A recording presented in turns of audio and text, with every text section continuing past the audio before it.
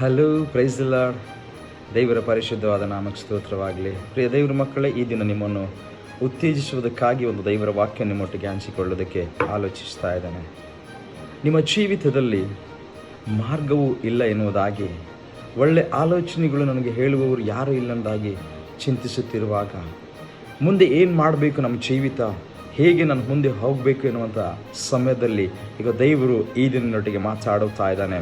ಕೀರ್ತನೆ 34ನೇ ಅಧ್ಯಾಯ 8ನೇ ವಚನದಲ್ಲಿ ಹೇಳ್ತಾ ಇದ್ದಾನೆ, ಇಗೋ ನಾನೇ ನಿನ್ನ ಜೀವನದಲ್ಲಿ ಮಾರ್ಗವನ್ನು ತೋರಿಸುವಂತನಾಗಿದ್ದೇನೆ.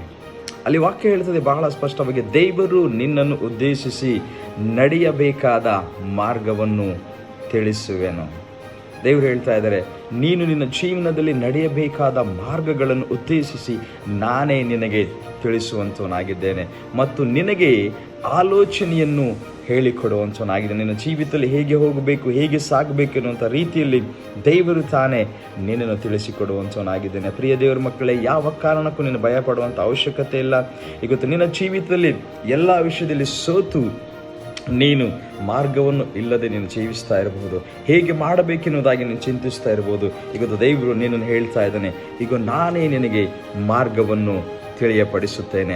ನಿನ್ನ ಜೀವಿತದಲ್ಲಿ ಮುಂದೆ ಸಾಗುವುದಕ್ಕೆ ನಿನಗೆ ಬೇಕಾಗಿರುವಂಥ ಆಲೋಚನೆಗಳನ್ನು ನಿನಗೆ ತಿಳಿಯಪಡಿಸುತ್ತೇನೆ. ಭಯಪಡಬೇಡ, ಯೇಸು ನಿನ್ನೊತ್ತಿಗೆ ಇದ್ದಾನೆ. ಈ ದಿನ ಈ ವಾಕ್ಯವನ್ನು ಇಟ್ಟುಕೊಂಡು ನೀನು ಪ್ರಾರ್ಥನೆ ಮಾಡು. ಕರ್ತನೇ, ನೀನೇ ನನಗೆ ವಾಗ್ದಾನ ಮಾಡಿದೆಯಲ್ಲ ಯೇಸುವೆ, ಈಗ ನನಗೆ ಮಾರ್ಗವನ್ನು ನೀನು ತೋರಿಸು, ಮುಂದೆ ಸಾಗುವುದಕ್ಕೆ ನನಗೆ ನಿನ್ನ ಆಲೋಚನೆಯನ್ನು ಕೊಡಿನುವುದಾಗಿ ನೀನು ಪ್ರಾರ್ಥಿಸುವಾಗ ಕರ್ತನು ತಾನೇ ನಿನ್ನ ಜೊತೆಯಲ್ಲಿ ನಿಂತು ನಿನ್ನನ್ನು ಮುನ್ನಡೆಸುವಂತವನಾಗಿದ್ದಾನೆ. God bless you.